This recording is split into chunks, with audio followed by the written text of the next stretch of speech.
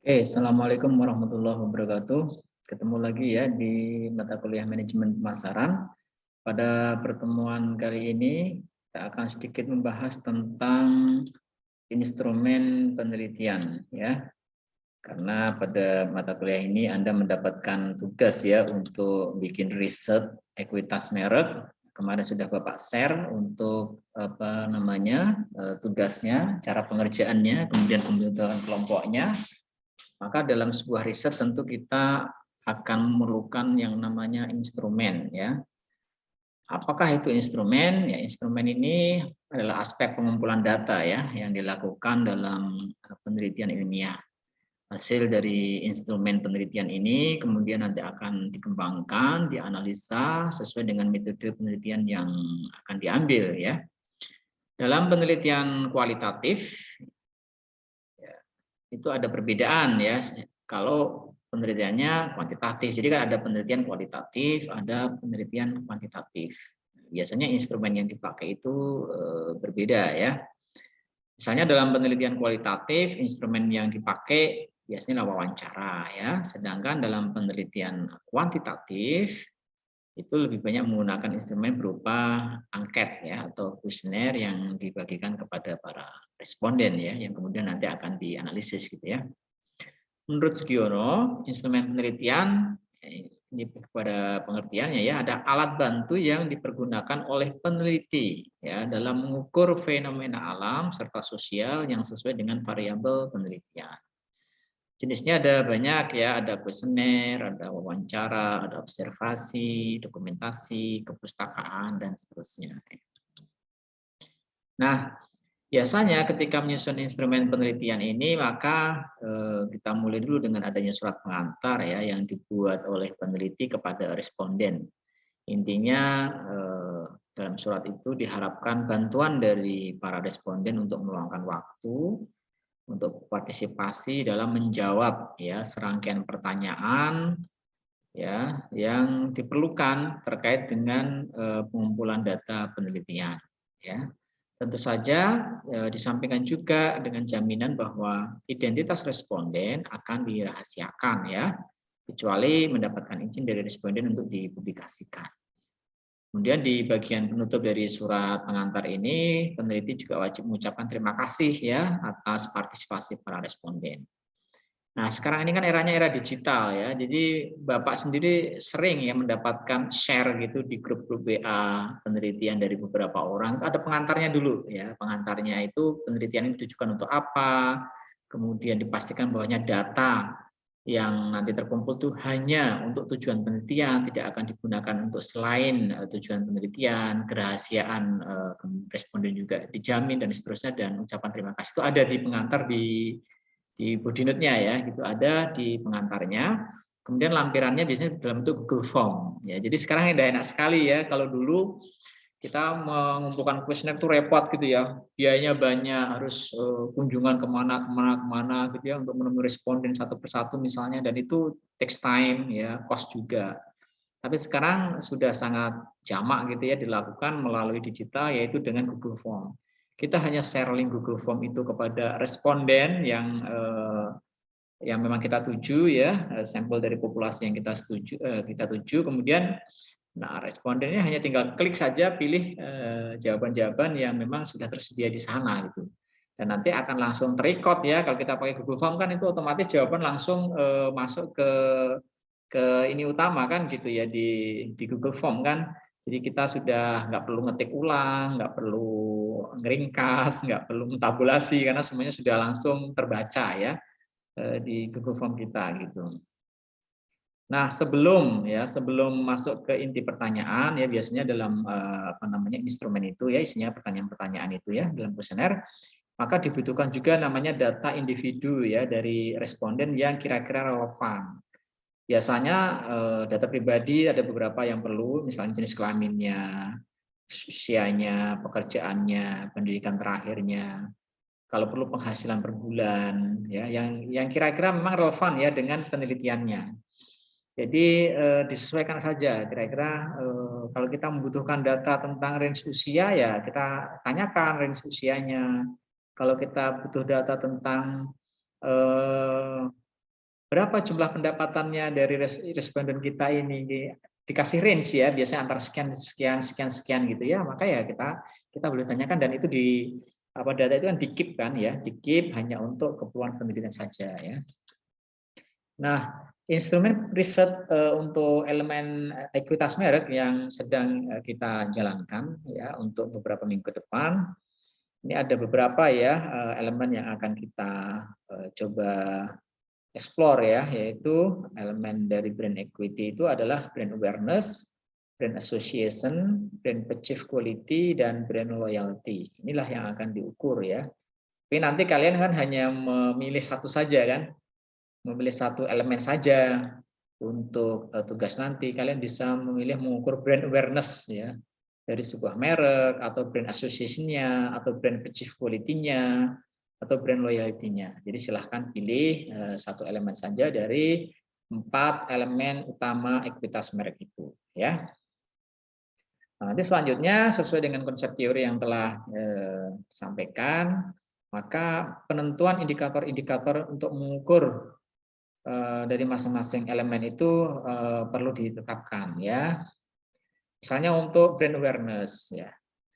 Definisi operasional dari brand awareness atau kesadaran merek ya, ini adalah kesanggupan seorang calon pembeli untuk mengenali, mengingat kembali suatu merek sebagai bagian dari suatu kategori produk.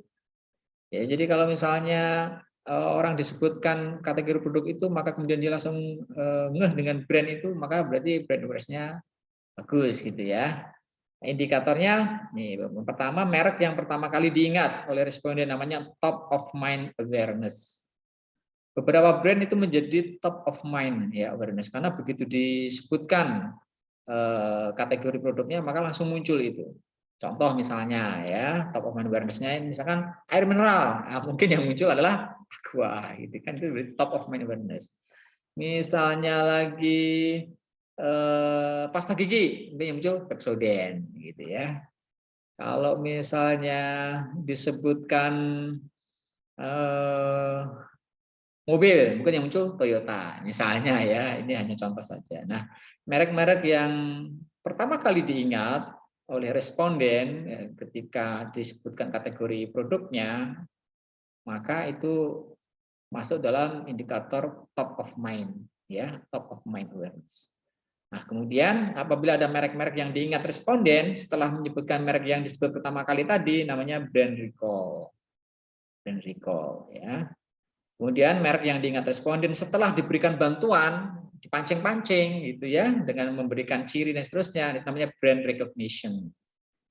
Atau bisa juga sudah dikasih bantuan, sudah dikasih ciri-ciri dan seterusnya, kok enggak ngeh juga, enggak, ini berarti unaware, tidak dikenal sama sekali. Ada beberapa brand yang memang karena dia mungkin masih baru atau mungkin juga memang tidak dipublikasikan secara masif oleh pemiliknya sehingga nggak dikenal ya.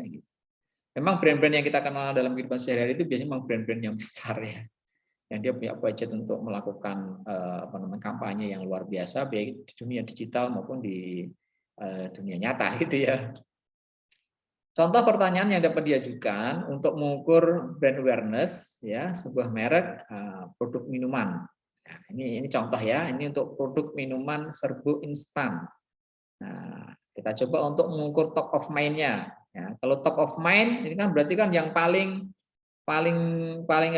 diingat, yang muncul pertama kali, otomatis kan hanya satu responnya gitu ya, yang paling puncak hanya satu, jadi sehingga ada single respond question ya, jadi satu responden hanya boleh memberikan satu jawaban ya untuk pertanyaan ini. Kalau kita ingin menggali apa top of mind-nya, maka ya kita harus batasi, kita harus kasih responden itu kesempatan untuk menjawab ya hanya satu jawaban saja. Misalnya, sebutkan merek minuman serbuk instan yang Anda ketahui, tek yang muncul pertama kali yang disebutkan itu saja. Nah, itu namanya top of mind. Dan yang kedua adalah mengukur namanya brand recall. Ini adalah pengingatan kembali merek yang mencerminkan merek-merek apa, ya merek yang lain itu yang diingat responden. Selain yang disebutkan pada pertanyaan satu tentunya, ya. Jadi yang sudah disebutkan yang pertama itu menjadi top of mind, yang berikut-berikutnya ini brand recall gitu ya. Jadi dalam brand recall ini ada multi response question ya untuk bisa mengetahui ya responden dapat menjawab merek lebih dari satu tanpa ada bantuan dari peneliti. Ya, silahkan nanti misalkan ada 2, ada 3 ya brand-brand yang diingat oleh responden, nah, itu bisa didokumentasikan, bisa dicatat ya multi response question ini ya. Jadi nggak cuma satu, kalau top of mind satu aja, kalau brand recall bisa beberapa ya. Kemudian contoh pertanyaan brand recall ya yang dapat diajukan. Sebutkan merek minuman serbuk instan lainnya selain yang Anda sebutkan pada nomor 1 di atas. Ya. Jadi selain yang top of mind, apalagi merek lainnya, maka nanti akan muncul merek A, merek B, merek C, merek D, merek ini ya. Biasanya kalah terkenal lah ya, atau kalah dalam benak konsumen responden kita, dia kalah populer gitu ya dengan yang nomor 1 tadi yang disebutkan pertama kali sebagai top of mind kan gitu. Namanya brand recall. Kemudian brand recognition ya. Ini adalah pengukuran brand awareness responden di mana kesadarannya diukur dengan diberikan bantuan, ada pancing-pancingan ya. Pertanyaan yang diajukan dibantu dengan menyebutkan bisa ciri-ciri dari produknya ya. Jadi supaya konsumen itu bisa ingat-ingat gitu ya, bisa muncul ya brand itu harus dikasih bantuan gitu ya. Nah, untuk mengukur pengenalan brand awareness selain mengajukan pertanyaan dapat dilakukan dengan menunjukkan foto yang menggambarkan ciri-ciri merek tersebut. Ini bantuan yang diberikan supaya responden itu bisa mengenali ya sebuah brand mungkin dengan foto yang menunjukkan ciri-ciri dan seterusnya, ini bisa ya, bantuan yang diberikan kepada responden. Nah, jadi pertanyaan yang diajukan plus ciri-ciri atau foto ya tentu saja mereknya dilepas ya supaya kan kita yang ngetes kan dia enggak gitu ya. Dia mengenali enggak, brand recognition mengenali enggak merek itu ya. Misalnya begini, apakah Anda dapat menyebutkan merek produk minuman serbuk jeruk instan ya, dengan ciri-ciri foto packaging ditutup mereknya. Nah, gitu. Disebutkan ciri-cirinya gini. Nah, kalau dia mengenal ya dia akan menjawab, "Ya, saya mengenal produk dengan merek bla bla bla bla." Atau setelah dikasih bantuan kayak gitu, sudah dikasih foto, sudah dikasih gambaran kok nggak mengenal, ya jawabannya tidak mengenal sama sekali. Karena bisa jadi ya jawabannya antara mengenal dan tidak mengenal gitu ya. Oke. Tadi brand recognition ya. Maka yang termasuk kelompok brand recognition adalah yang menjawab alternatif jawaban nomor 1, yaitu dengan menyebutkan merek yang diteliti dengan tepat. Masuk dalam kategori brand recognition. Nah, sementara yang nomor 2 tadi yang tidak dikenali, dia masuk dalam kategori brand unaware. Ya, nggak dikenali kan gitu. Jadi untuk pengukuran brand unaware dilakukan observasi terhadap pertanyaan pengenalan brand awareness ya dengan melihat responden yang menjawab pilihan alternatif huruf D yang tadi tidak mengenali sama sekali gitu ya.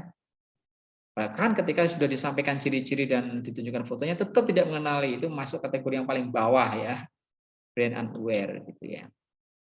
Nah, itu tadi untuk brand awareness ya, ada beberapa level ya yang perlu kita ulik ya dari konsumen gitu. Dia masuk level mana? Apakah masuk top of mind? Apakah masuk brand recall atau brand recognition atau brand unaware ya, dengan pertanyaan-pertanyaan yang simple seperti di atas tadi ya. Kemudian berikutnya adalah brand association ya, brand association. Ini dengan mengambil merek yang diteliti, misalnya tadi minuman serbuk instan Nutrisari misalnya ya, maka dibelah asosiasi merek Nutrisari sebagai indikator yang paling terkait ya, dengan kondisi fisiknya, harganya, dan atau kepribadian produknya. Oke, untuk indikator asosiasi produk, ternyata didapat karakteristik yang bisa diasosiasikan terhadap minuman serbuk instan Nutrisari. Ini contohnya ya, misalnya ya, kalau untuk Nutrisari, ada beberapa asosiasi yang bisa dilekatkan pada produk itu. Misalnya memiliki kandungan vitamin C. Ya. Ini asosiasi yang bisa dikaitkan ya, dan tentu saja ini juga dikampanyekan ya, karena dikampanyekan ya akhirnya asosiasinya jadi terbentuk kan gitu ya. Kemudian tidak pahit di tenggorokan, rasa jeruknya segar, tersedia dalam berbagai rasa, memiliki citra produk yang baik, merek produknya cukup terkenal ya, mudah mendapatkannya di toko-toko misalnya. Ya, ini namanya brand association. Jadi suatu brand pasti punya asosiasi lah ya di tentang apa gitu ya, dan itu bisa digali gitu ya, bisa digali.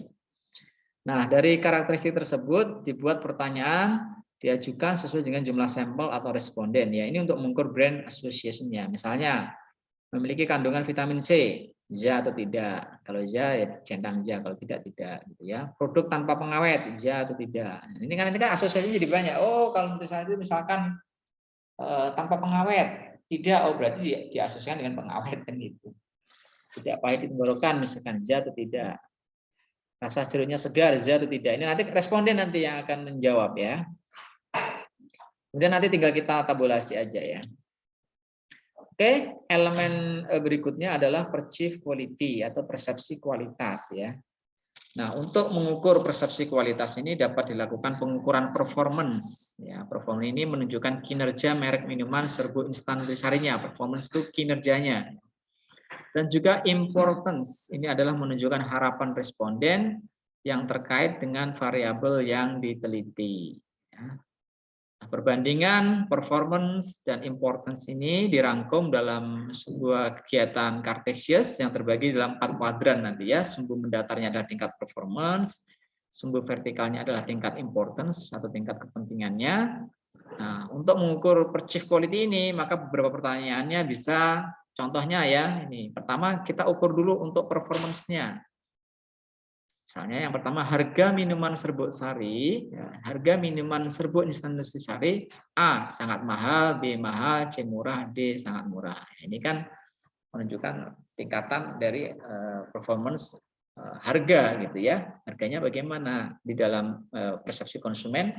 Harganya masuk yang mana? Apakah sangat mahal, murah atau sangat murah? Jadi konsumen tinggal kalau di Google Form tadi tinggal klik aja, tinggal dipilih di titik mana yang jawaban yang dikehendaki kan gitu. Yang kedua, kealamian rasa buah minuman serbuk instansari. A sangat alami, B tidak alami, C alami, yang D sangat tidak alami. Nah, item-item ini yang kita harus gali gitu ya. Apa saja yang berhubungan dengan performance itu apa saja, dan itu kita jadikan sebagai poin-poin ya dalam kuesioner yang kita bagikan kan gitu. Yang ketiga contohnya ya, kandungan gizi selain vitamin C minuman instan serbuk sari A sangat rendah, B rendah, C tinggi, D sangat tinggi. Ada lagi, coba kita cari lagi apa kira-kira. Oh, desain kemasan minuman serbuk instan nutrisari. Gimana persepsi konsumennya mengenai desain? Sangat jelek, baik, sangat baik.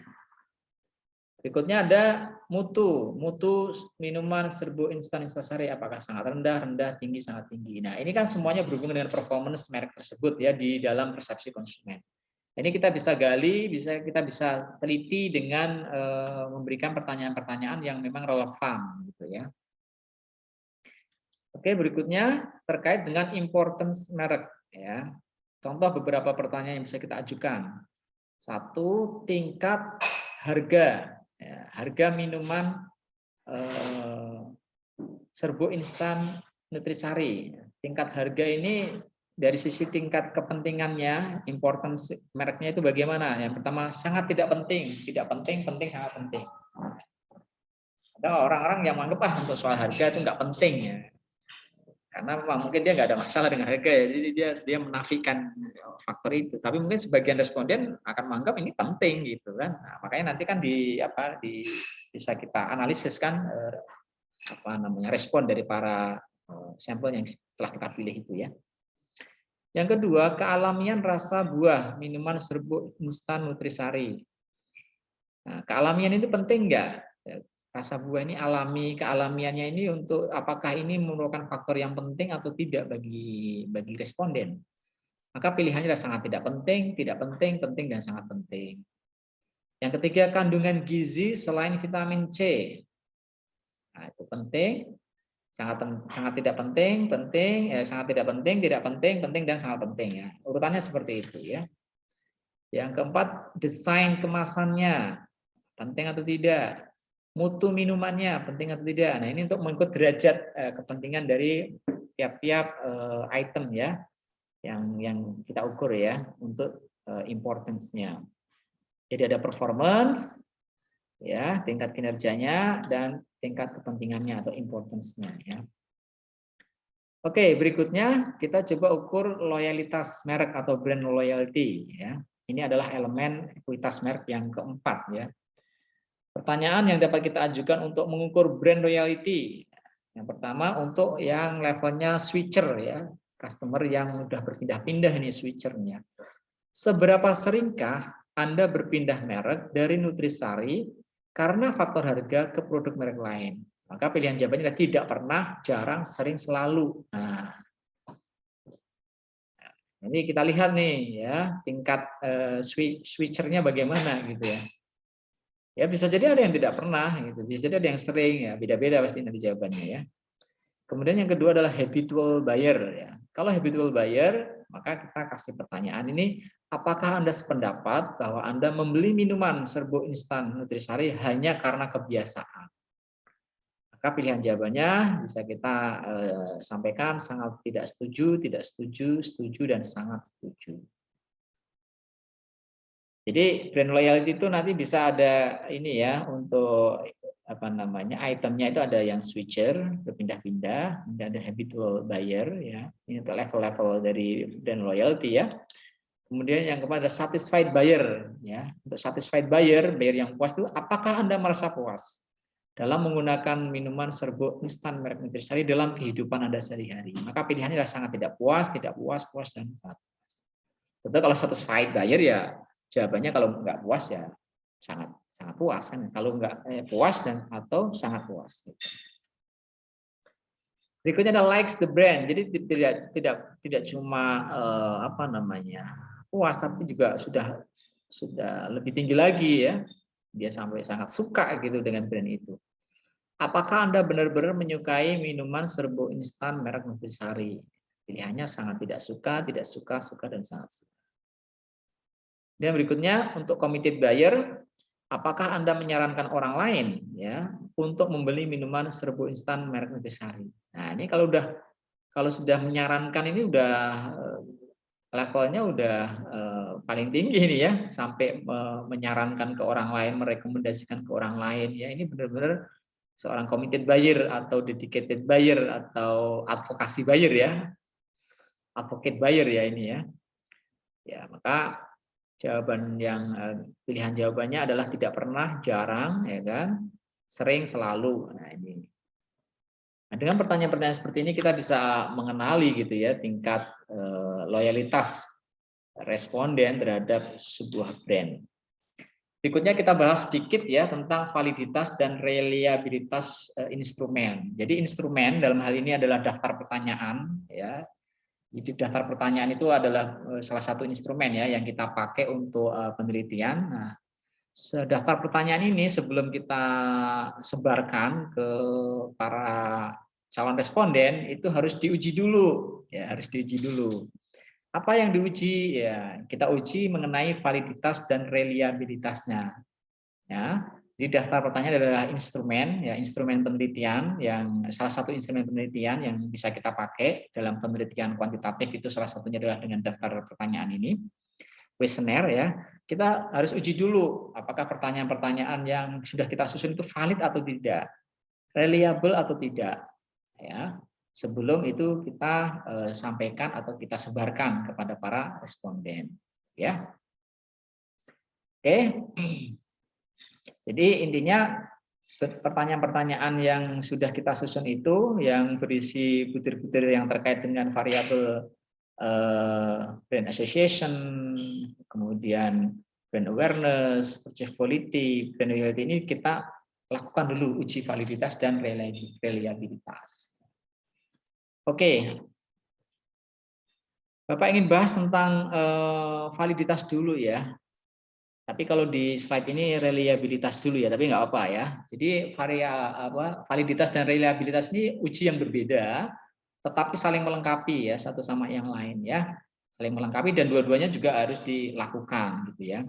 Nah, kalau reliabilitas ini ya, apakah kuesioner yang digunakan dalam penelitian untuk memperoleh informasi yang diinginkan ini dapat dipercaya atau dapat diandalkan sebagai alat pengumpul data serta mampu mengungkap informasi yang sebenarnya di lapangan. Ya, instrumen yang reliable akan menghasilkan data yang sesuai dengan kenyataan. Dalam arti berapa kali pun penelitian diulang dengan instrumen yang sama, maka kesimpulannya tetap akan sama. Walaupun mungkin angka nominal berbeda yang didapatkan. Ya, jadi reliable itu artinya handal. Ya, daftar pertanyaan yang kita punyai itu dia katakan reliable apabila daftar pertanyaan itu ketika dipakai berulang-ulang dengan situasi yang berbeda, dengan responden yang berbeda, tapi hasilnya itu akan konsisten gitu ya, tetap sama kesimpulannya, walaupun angka nominal jawabannya berbeda gitu ya. Itu namanya reliabilitas ya, itu untuk mengukur tingkat keandalan ya. Nah, uji reliabilitas ini bisa dilakukan dengan metode Spearman ya. Nah, ini pakai software ya, namanya SPSS ya. SPSS ini Statistical Package for Social Sciences ya singkatannya ya.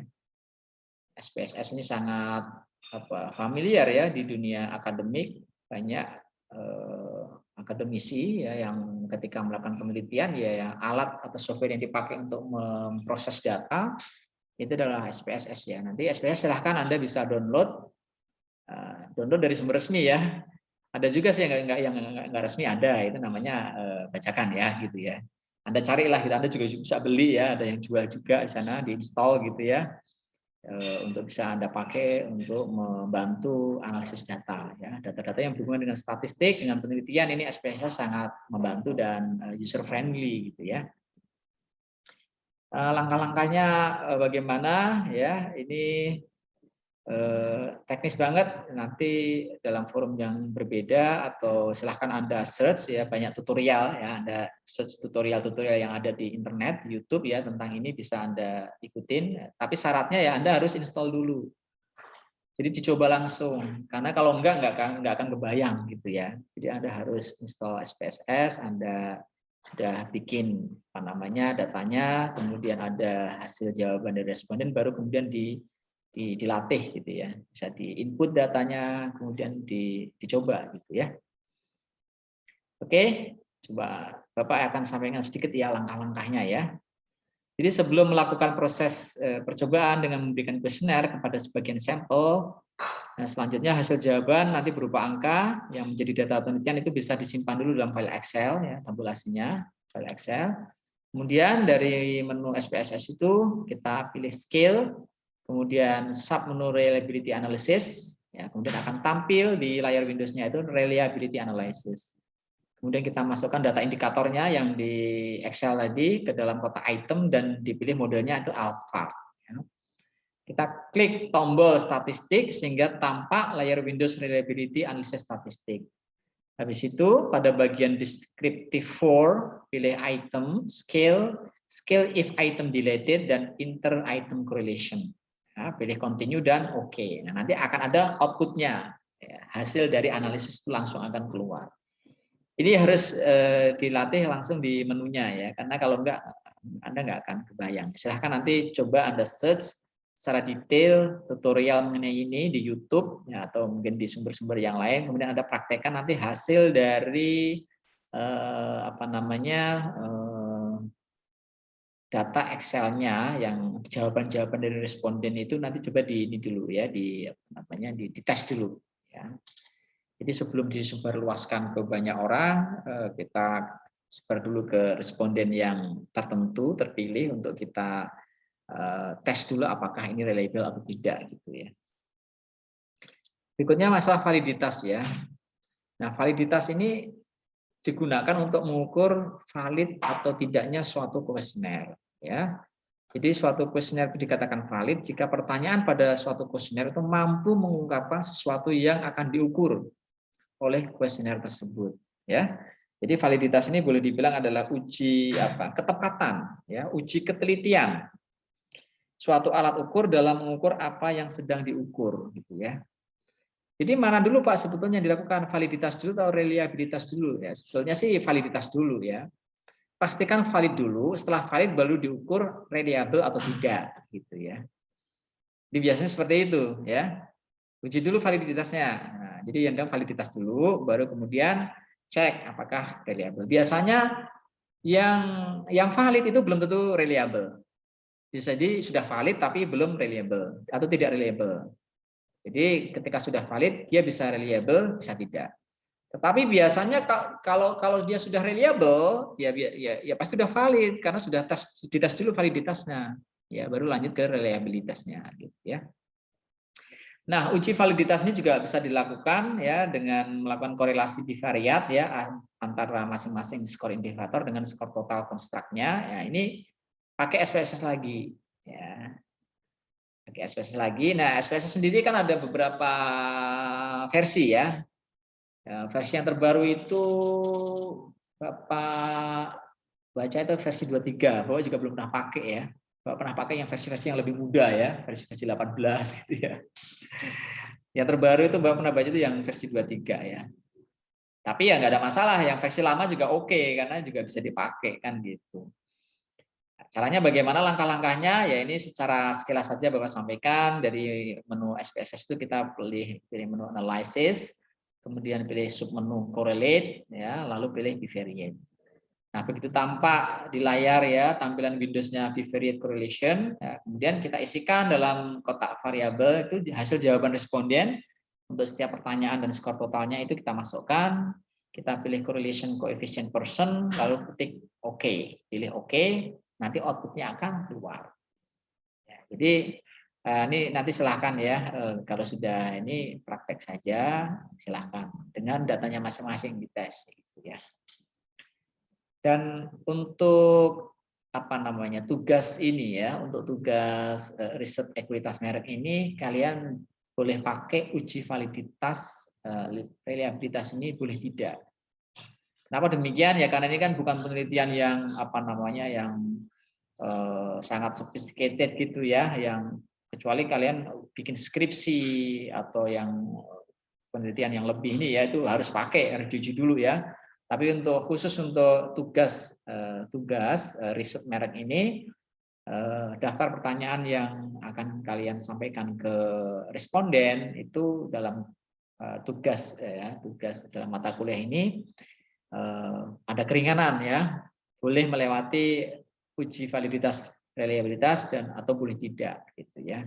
Tentu lebih baik kalau kalian sambil belajar ya kalian tetap uji gitu ya, pakai uji validitas dan reliabilitas pakai SPSS.